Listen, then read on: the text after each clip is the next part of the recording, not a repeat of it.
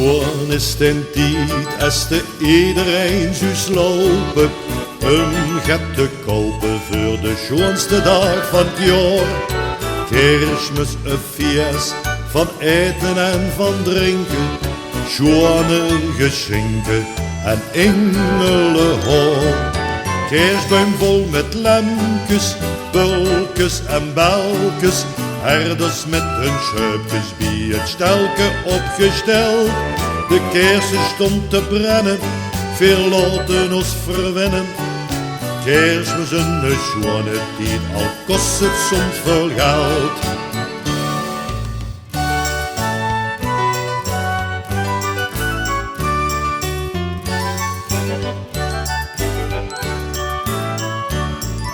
Schoon is den tijd, als iedereen wil geven, en dat maakt het leven met die dag toch zo schoon.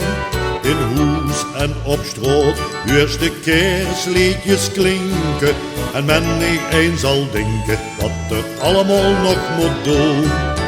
Bekjes in pakken, nog het een of ander bakken, kaarten versturen en zorgen voor drank.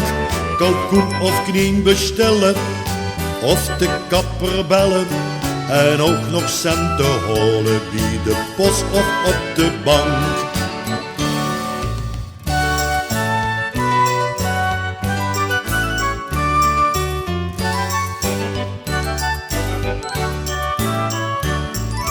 Schoon is het als straks de kerkklokken klinken, sterren stond te blinken of de sneeuw dwarrelt neer.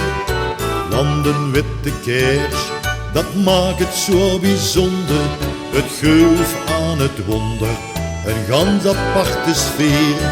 Zo vieren al jaren het feest van de geboorte, iedereen deed het op zijn eigen manier.